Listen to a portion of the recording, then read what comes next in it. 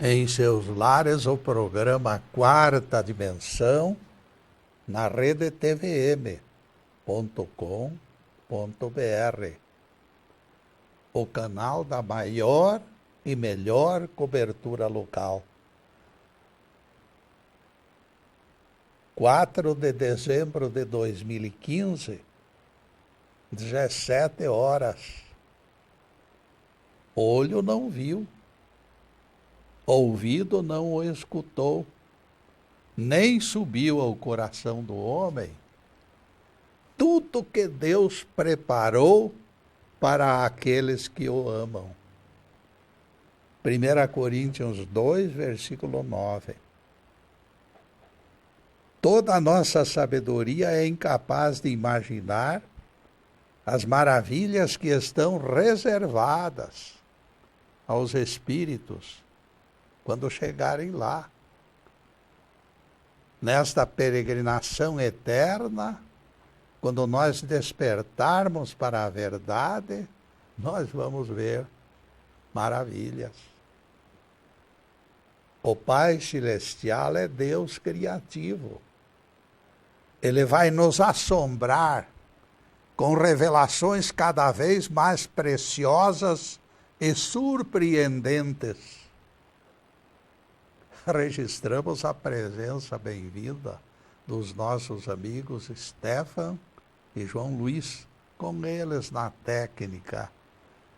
Temos a certeza de ótimo som e imagem perfeita. O tema de hoje será: carisma é teste, não diploma. Nossa vida é surpreendente no aspecto que nos falta conhecimento prévio, até mesmo do que vai ocorrer no próximo minuto. Parecemos cobras cegas, revolvendo nesga de terra aleatoriamente. Muitas vezes perdemos a noção de onde se encontra a realidade no meio de fantásticos e inexplicáveis acontecimentos. Nas primeiras horas daquele dia 1º de fevereiro de 1954, pouca gente conhecia o Padre Pierre. Sujeitinho encurvado de 42 anos, ele nem dirigia a paróquia e a sua casa ficava situada num modesto bairro de Paris. 24 horas mais tarde, ele se tornou personagem famoso. Vocês vão ficar atônitos. Palestra de apenas 7 minutos mudou sua vida. O pessoal da emissora relutou, mas ele insistiu. Alguém da diretoria finalmente disse: por que negar chance a este pobre diabo? Os demais concordaram, meio desconfiados e bastante hesitantes. Apenas 7 minutos, disse o chefe. Nada mais que 7 minutos, gritaram os outros. Pierre não possuía discurso escrito. Deixou que as palavras aflorassem. Meus amigos, socorro! Foram as suas primeiras palavras. Na noite de ontem, às 3 horas da madrugada, mulher morreu de frio na capital da França. Na sua mão foi encontrado papel, era a ordem de despejo do cortiço alugado onde ela morava. Ela e os seus trastes foram jogados na rua por falta de algum trocado, por falta de dinheiro. Todas as noites, vocês não sabem, mas 1000 criaturinhas perambulam pelas ruas de Paris sem teto e sem pão.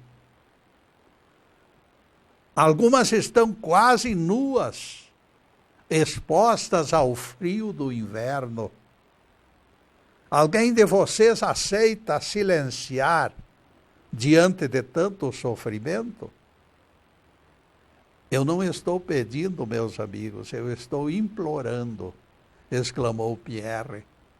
Amemos a estes irmãos de forma real, de forma que seja suficiente para tirá-los do atoleiro. Se aliviarmos tamanho sofrimento, receberemos de volta a alma da França. Precisamos de cobertores, barracas, fogões. Neste ponto, Pierre fez uma pausa. Qual o endereço para a entrega dos donativos? Ele nem dispunha de local, de acordo, para a recepção das ofertas. Súbito, ele recordou propaganda de hotel que lhe entregaram pela manhã. Procurou no bolso e encontrou. Sem alternativa, ele apostou no endereço daquele hotel que nem conhecia e divulgou pelo microfone. Não havia tempo para procurar solução diferente. Enviar para o Hotel Rochester, Rue de la Boétie. 10 minutos depois, o porteiro mal-humorado começou a receber embrulhos de roupas, cobertores e envelopes contendo dinheiro. Em pouco tempo, as cadeiras do vestíbulo tiveram que ser afastadas para acomodar uma pilha de pacotes. A rua ficou congestionada de veículos e as calçadas apinhadas de gente. Certo homem entregou 118 francos, tudo que tinha no bolso, e seguiu a pé para casa, sem dinheiro para a passagem do coletivo. Açougueiro entregou 25 quilos de carne. Mulher elegante deixou o casaco de peles para que fosse vendido. Circo prometeu 5% das bilheterias durante aquele ano inteiro. Grupo de operários telegrafou dizendo que faria horas extras durante o mês em benefício dos desabrigados de Paris. 25 policiais foram destacados para manter ordem naquelas filas enormes que se formaram rapidamente. Em 2 semanas, a campanha arrecadou 450 milhões de francos. Interrogações afloram quando meditamos sobre o carisma deste sacerdote, como águas teimosas de vertente. Reportagem retratando este tipo de reação popular nos deixa perplexos. A resposta se resume, meus caros, em 2 palavrinhas. Deus existe. E Deus nos entrega tarefas testando a capacidade de cada um. Percebam que a força do carisma transformou este religioso primeiro em quixotesco sonhador e logo em seguida em autêntico Vicente de Paulo. Falou apenas 7 minutos em rádio para a população heterogênea de grande metrópole. Dá para imaginarmos se este apelo fosse feito pelas câmeras da televisão. A presença da imagem aumentaria a força da mágica, triplicando os resultados. De qualquer maneira, As respostas das pessoas retrataram estado de espírito, rendição incondicional do egoísmo. É mostra da palavra quando invade a consciência das pessoas. Eu considero este fato, meus caros, um verdadeiro milagre. Manipulação divina daquilo que o ser humano possui de melhor. A resposta do povo de Paris demonstrou que o Senhor Deus interage com os seus filhos. É algo incompreensível para os padrões da nossa inteligência. Só podemos entender como intervenções do alto. O Cristo interior suscita esta onda de enternecimento afetivo que culmina em compaixão avassaladora. O apelo espontâneo se transforma em obrigação pela vontade da criatura. E de repente enorme alívio invade os correntistas da solidariedade. Todos vestem a carapuça de obreiros, esperando o Senhor da vinha à beira dos caminhos. Todos são servos, a serviço de Deus. Não importa a religião ou a irreligião que movimenta os nossos passos. O Pai Celestial comanda, meus caros, e nós faremos melhor obedecendo. E neste obedecendo nós vamos fazer a primeira interrupção em nosso programa para os comerciais do canal. Mas é um instantinho só. Daqui a pouco estaremos de volta. Obrigado.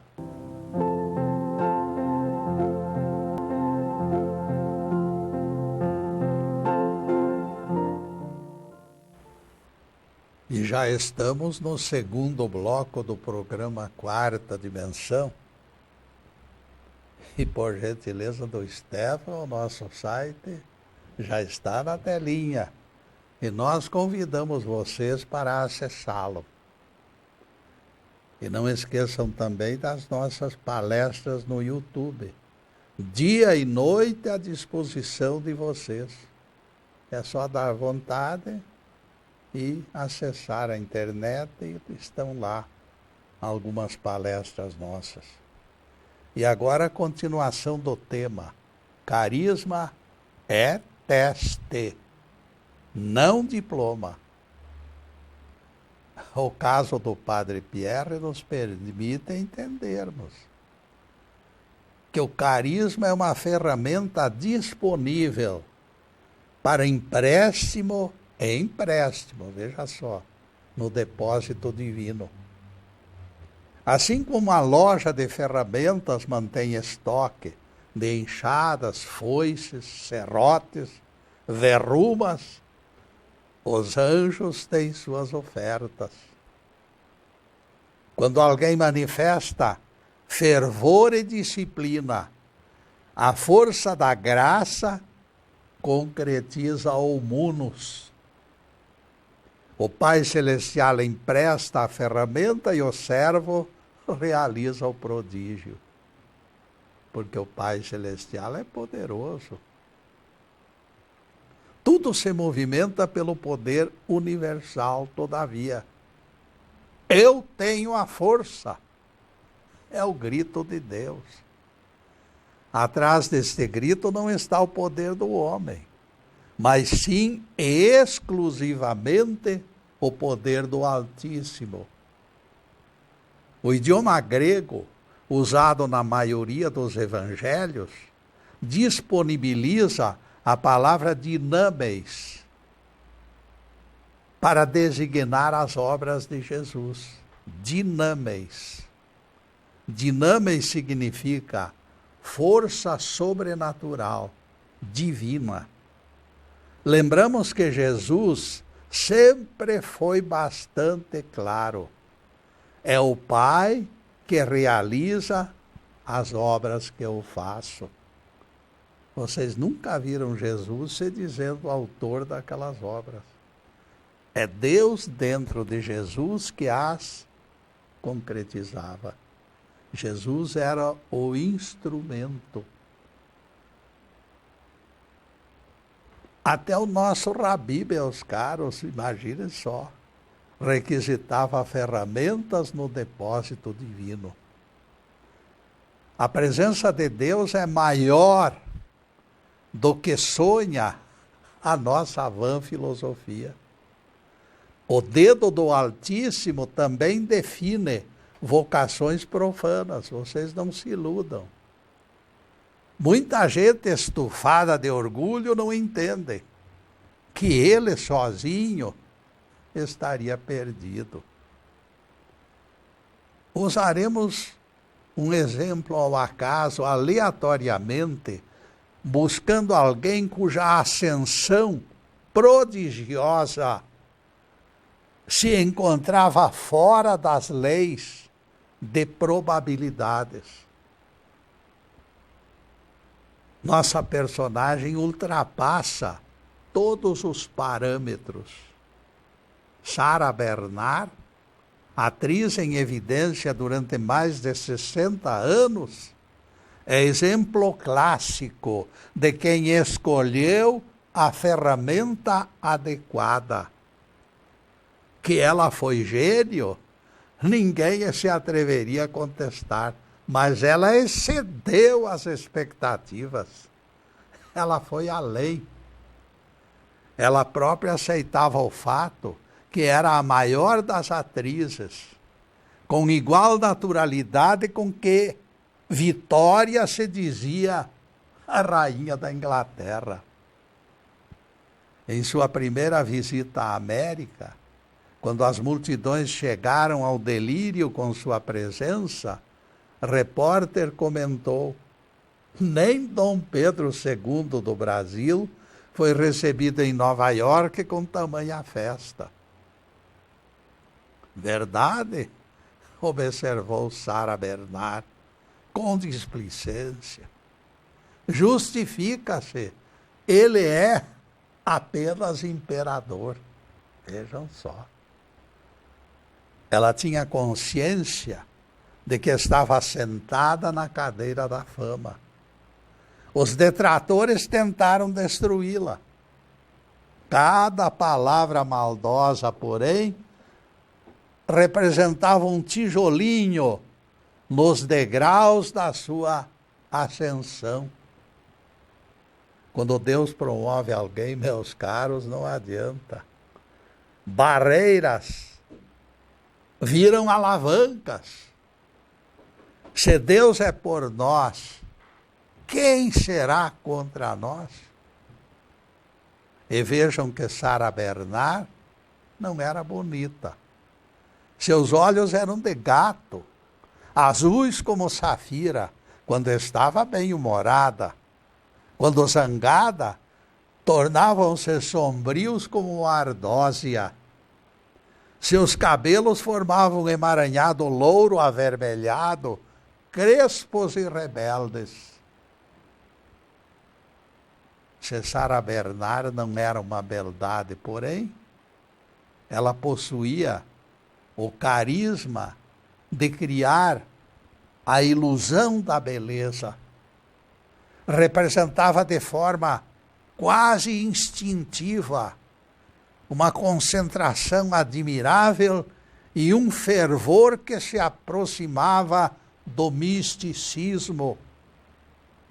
Seus dotes de intérprete perfeita forçavam a rendição incondicional dos seus contemporâneos. Movia-se com a graça selvagem de uma pantera. Escutando sua voz de ouro, os críticos calavam palavras de censura e terminavam aplaudindo. Será lícito indagarmos: será que esta mulher frágil conseguiria sozinha resistir aos vendavais de origem ilegítima? De minha parte, a resposta é negativa. Por quê? porque eu acredito que Deus, lá atrás da cortina, Ele comanda o espetáculo. Sem violentar o livre-arbítrio, estou convencido de que Deus interage conosco muito mais do que nós pensamos. Os sortudos em sorteios, estes artistas consagrados, esportistas acima da média, negociantes que se tornam capazes de vender geladeiras nos polos, constituem experiências desta verdade. Eles não são privilegiados, muito ao contrário. Eles são utilizados como cobaias para testes dos mentores da espiritualidade. Tudo está dentro do esquema divino.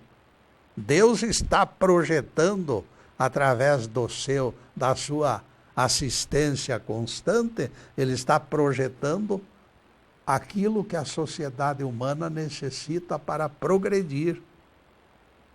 A trama do destino é roda acionada a 4 mãos. 2 mãos humanas e 2 mãos da espiritualidade.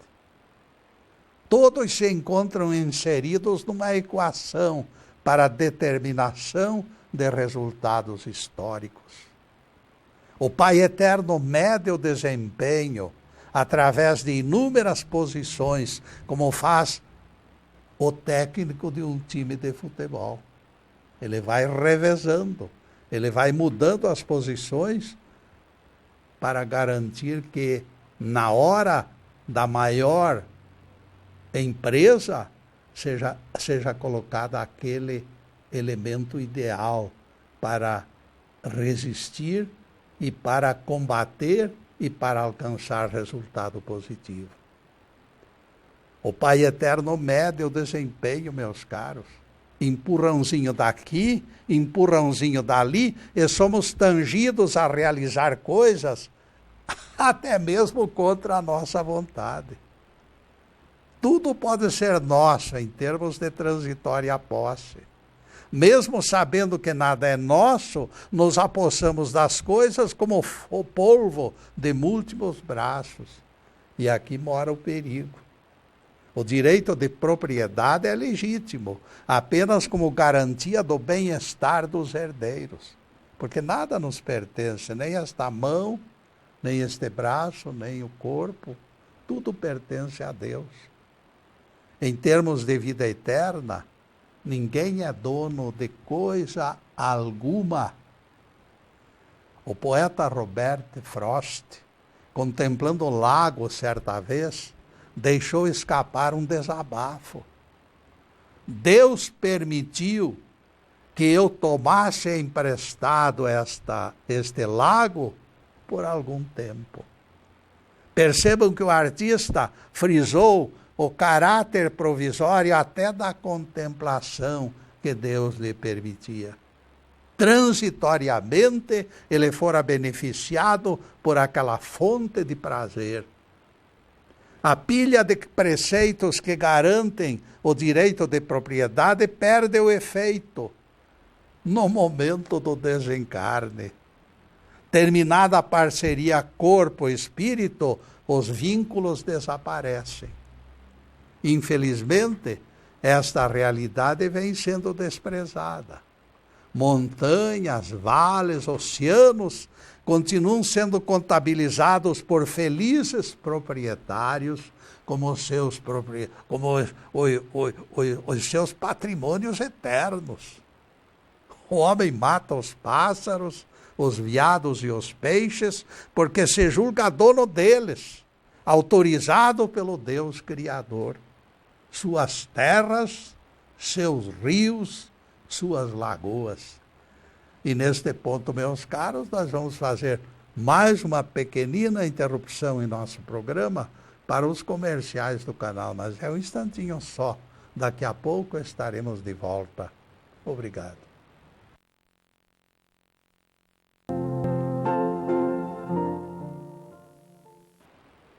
Estamos retornando com o programa Quarta Dimensão, terceiro bloco. Diz a Bíblia que o Espírito de Jeová impelia Sansão. Impelia quer dizer, empurrava Sansão. Iluminava Sansão, inspirava Sansão. Juízes 13, versículo 25. Isto comprova o acerto do nosso tema, de que carisma não é diploma. Deus abençoou Sansão desde o ventre da mãe. E, no entanto, ele fracassou no cumprimento da missão que lhe foi destinada. Se fosse diploma, ele só seria vitória. Se o dom de realizar prodígios fosse diploma, Sansão não teria colocado os pés pelas mãos e se tornado até suicida. E depois desse pinguinho de doutrina, voltaremos ao tema. Carisma é teste, não diploma. Quem já ouviu dizer que marmota ou pato tenha direitos adquiridos sobre campinas ou lagoas? Que direito de propriedade adquiriram os peixes aos lugares em que desovam?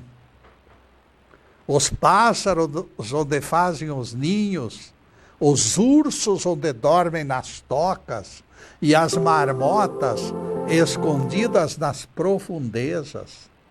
Terão escritura de posse? Não. Aqui estamos para defender o direito de todos, diz o causídico todo emprovado. O que se observa, porém, é a fauna espremida em local insalubre. Jardins zoológicos inadequados violentam a locomoção dos bichos. Quando desejamos ver um pato de asas azuis, crocodilo ou porco-espinho, somos encaminhados para estas prisões, impropriamente chamadas jardins. No zoológico, meus caros, as feras vivem mal. Livres na selva, ainda talvez se encontrem pior. Incêndios têm sido provocados pela insanidade do ser humano. Natureza perde espaço cada dia. Cada dia o mato vai ficando menor. Em nome do progresso, o ser humano avançou o sinal. A compulsão da posse não criou o necessário equilíbrio. Não houve uma programação. Quando o Criador, no Gênesis, autorizou que o homem dominasse, a recomendação de preservar e proteger está nas entrelinhas. Infelizmente, eu preciso insistir, nós não somos donos de coisa alguma, tudo nos foi emprestado. O empréstimo é ajuda solidária, não é arma para oprimir. O Evangelho de Lucas nos oferece algo inquietante. O campo de homem rico produziu com abundância. Ele disse: reconstruirei meus celeiros para abrigar toda a minha produção. O felizardo não cabia em si de orgulho e contentamento. E gritou numa explosão: então eu direi à minha alma: em depósito guardas muitos bens para largos anos. Descansa, come, bebe e regala-te. Aquele homem esquecera que tudo aquilo lhe fora emprestado transitoriamente. E Deus então disse: insensato, nesta noite será requisitada a sua alma. E daí? Parábola de Jesus em Lucas 12, versículos 16 a 20. Vejam lá. Também nossa alma e nosso corpo são empréstimos do Pai das alturas. Tino administrativo faz parte integrante do pacote, porque somente com alicerce humano ninguém progride. Bolha de sabão definiria melhor nossos recursos exclusivamente humanos, se contássemos tão somente com eles para sobreviver. No plano religioso, a rédea também se torna curta para pretensiosos que se julgam superiores aos outros. O Evangelho os derruba do cavalo. A maioria proclama que Jesus fundou religião e se planta na ideia de que esta religião é exatamente a sua religião. A síndrome de propriedade e da autossuficiência se encastela até na mente de criaturas elevadas intelectualmente. O sujeito se apresenta como dono da religião verdadeira. Ele é depositário da Bíblia, poderoso e único Senhor, o guardião da fé. É uma sentinela do bem. O espírito de posse arraigado no coração das criaturas parece invencível. Não há tatu que aguente o ranço desta gigantesca pretensão. Proprietários da Bíblia e detentores da verdade, pelo amor de Deus, desçam do pedestal. Ainda é tempo de renunciar ao império desta perigosa soberba, de se considerar lá nas alturas. Indiferente aos grupos que teimam se apresentando como detentores de todas as cátedras, Jesus se mantém inteiramente à margem. Ele não fornece o menor estímulo aos fanáticos iludidos. Pelo contrário, as atitudes de Jesus mostram até mesmo certo descontentamento com a intransigência dos seus próprios apóstolos. Alguém que não te segue conosco estava expulsando demônios em teu nome, mestre, e nós lhe o proibimos, disse o apóstolo João, fuzilando de raiva. Jesus foi imperativo. Não deveis proibi-lo, pois quem não é contra vós, soma convosco. Marcos 9, versículos 37 a 39. Os próprios apóstolos de Jesus alimentavam espírito sectário. Fora do grupo, eles não admitiam que alguém se manifestasse. Eles também se consideravam proprietários da eclésia, donos da verdade, únicos depositários da chama sagrada. Aqui nós aprendemos com Jesus.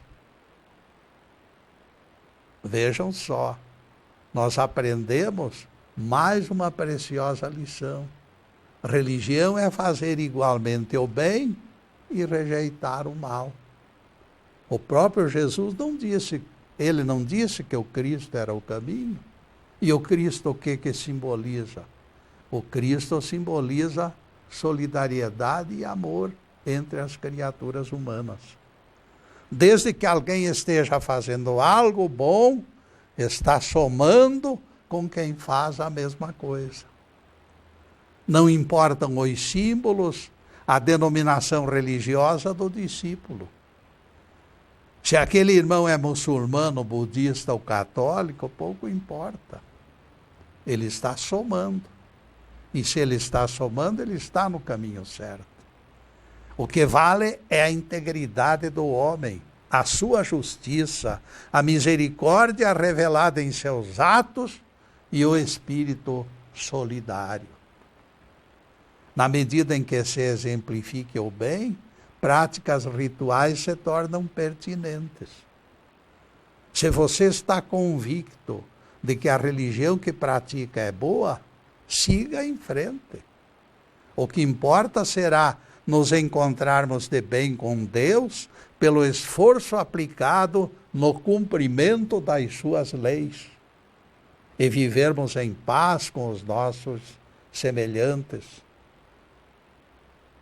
Há poucos dias eu escutei um pregador dizendo que a religião não salva. Ele gritava esta frase como quem quisesse impor cláusula pétrea, que não admitia contestação. Pelas cores do drama e pela altura da voz, obrigatoriamente aquilo deveria ser aceito como panaceia pelos seus seguidores. Tudo bem. Afinal, todos têm o direito de analisar, concluir e divulgar suas ideias. Vamos parar aqui, meus caros, e vamos terminar esses preceitos e essas contestações no próximo bloco, porque agora nós vamos fazer mais uma pequena interrupção em nosso programa para os comerciais do canal, mas é um instantinho só. Daqui a pouco estaremos de volta. Obrigado.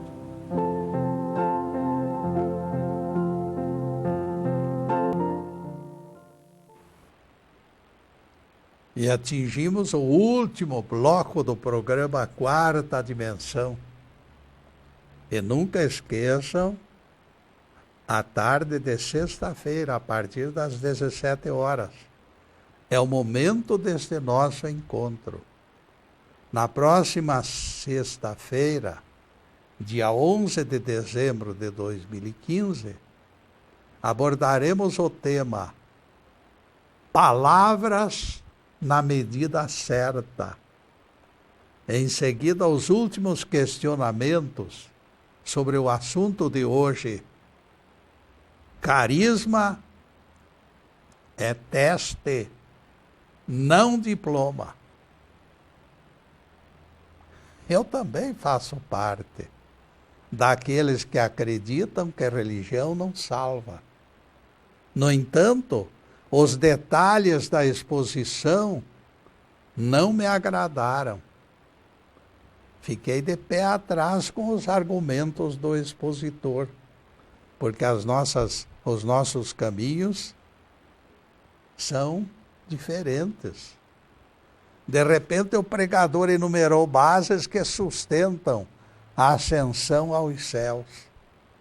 A eclésia é que fornece armas para lutarmos contra Satanás, bradava o sujeito. Se alguém nos diz que a religião não salva e logo em seguida afirma que a igreja salva, este alguém só pode estar brincando. Afinal, esta eclésia, igreja ou religião, salva ou não salva? Porque é aquele conjunto da espiritualidade que salva. Este é o nosso questionamento. Se eu fico sem alicerces quando me afasto da eclésia, se o equilíbrio é recomposto somente debaixo das suas asas, então ela salva. E a contradição do expositor se torna evidente. Na opinião dele, a eclésia é base fundamental para esforços de santidade e ponto final. Introdução da eclésia como tapete mágico para o céu contradiz seu anúncio de que a religião não salva. E nós percebemos que papagaio falante está espalhando confusão. Palavras soltas ao vento, levianas e inconsequentes, estão criando ouvintes inseguros. Essas contradições acontecem porque alguns proprietários de igrejas resolveram transformá-las em tapete mágico. Ao invés dos empréstimos chegarem de Deus, como explicamos em nosso tema, atalhos estão aparecendo na rodovia principal. Só nesta igreja acontecem curas. Dizem pregadores pretensiosos nocauteando seus colegas e, de outra parte, tomando posse de alguma coisa como se fosse deles. Na conversa assintosa dos líderes, percebemos a soberba e eles somente se contentam com os primeiros lugares. Nossos templos são maiores, por isso eles estão construindo cada vez maiores templos. O número de adeptos cresce com espantosa intensidade. Eles chegavam. A arrecadação é recorde sem paralelo, como se tudo isso representasse vantagem diante de Deus. Isso aí vai me fazer recuar 2000 anos no tempo. Imagino a figura de Jesus sentado ao lado do poço de Jacó, conversando com a mulher samaritana. Foi ela quem definiu o assunto. Nossos pais adoraram neste monte, esclareceu a mulher para Jesus. Vós apontais Jerusalém como lugar de adoração. E Jesus esclareceu para ela e para todos nós. Já é chegada a hora em que nem no monte, nem no templo de Jerusalém adorareis ao Pai. Deus é Espírito e importa que seja adorado em Espírito e verdade. João 4, versículos 20 a 24. O Cristo interno, que ilumina todo homem que vem a este mundo, não precisa de templo. E sendo Espírito, Deus não se vale de templos, como nosso Rabi deixou claro. Percebam que o Mestre descartou os 2 recantos apontados pela samaritana. Nem o monte, nem o templo deveriam ser usados. Deus prefere, meus caros, os que o adoram em espírito e verdade. E isto foi Jesus quem disse. A igreja de Deus é a confissão de Simão Pedro. Tu és o Cristo, o Filho do Deus vivo. Esta confissão, dentro de Pedro, era o Cristo interno dele que estava se manifestando. E Simão Pedro diria mais tarde, o evangelho dele diz isso: o Cristo é a pedra. O Pai eterno não é propriedade de seres humanos atrevidos. Nós é que pertencemos a Deus e tudo que nos alcança tem sido trazido pela sua graça e pela sua misericórdia.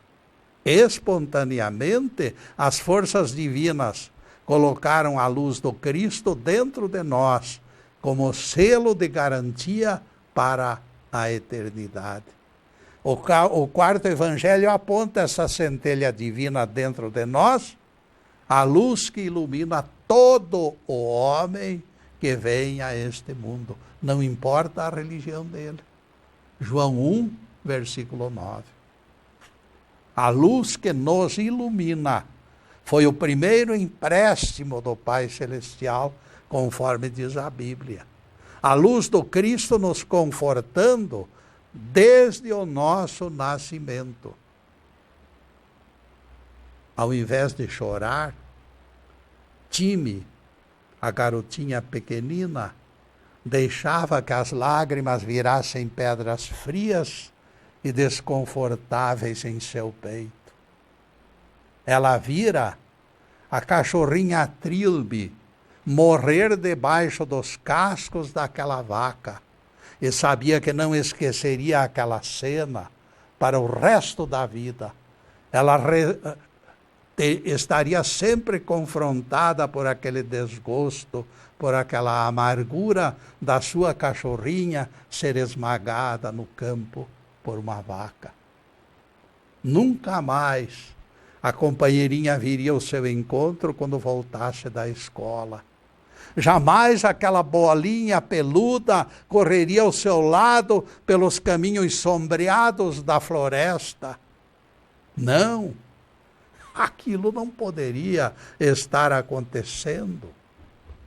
Muito preocupado com a amargura da criança, o pai de Time se aproximou. Estou fazendo um papagaio grande para você, filha. Um papagaio enorme que vai subir além daquelas nuvens. Papai, você está fazendo este papagaio para alcançar o céu? Sim, filha, ele vai chegar até o céu. Ele vai voar até lá. Papagaio enorme que vai subir além de todas as nuvens. Pai, se este papagaio alcançar o céu, eu quero mandar um pedido para Jesus. Gostaria tanto que Trilby voltasse, papai. Filha, disse o homem, sentando-se ao nível da criança. Isto não é possível, filha. Deus emprestou a cachorrinha Trilby para você por 5 anos. Agora, você precisa devolvê-la para alegrar outras crianças. Diante das palavras do pai, Time permaneceu pensativa durante longo tempo. Ela imaginou outra criança feliz, além das estrelas, brincando com Trilby num imenso jardim. Agora, o empréstimo de Deus que lhe fora feito alcançara outra criança. E a menina tristemente refletiu: será egoísmo trazer Trilby de volta? Pai, gritou Time convencida, deixe que Trilby permaneça alegrando esta outra criança. Trilby já me fez muito feliz durante todos estes 5 anos. E o que você deseja que eu escreva para Jesus, Time? Diga a Jesus, papai, que as pedras de tristeza que eu tinha no peito já se desfizeram e que existe bastante lugar para novas alegrias. Sorriso de gratidão se desenhou no rosto daquele homem e uma lágrima desceu, umedecendo a verdura. Louvado seja Deus. Que o Senhor nos abençoe e nos guarde. Que o Senhor faça resplandecer o seu rosto sobre nós e tenha misericórdia de nós. Que o Senhor sobre nós levante o seu rosto e nos dê a paz. Louvado seja o nosso querido Deus Pai. Louvado seja o santo nome de Jesus, o nosso Cristo. Obrigado, Deus. Na próxima semana, como eu já anunciei, meus caros, dia 11 de dezembro de 2015, estaremos aqui de volta, discorrendo sobre o tema Palavras na medida certa. Agradecer a vocês é o que nos resta fazer agora, meus caros. O programa está se encerrando. Mas eu peço a Deus que possa abençoá-los, a todos, colocando sobre todos a mão divina na forma de saúde, paz, harmonia, prosperidade, alegria de viver, tudo de bom, mas acima de tudo, amor no coração. Muito obrigado, meus amigos, e boa noite.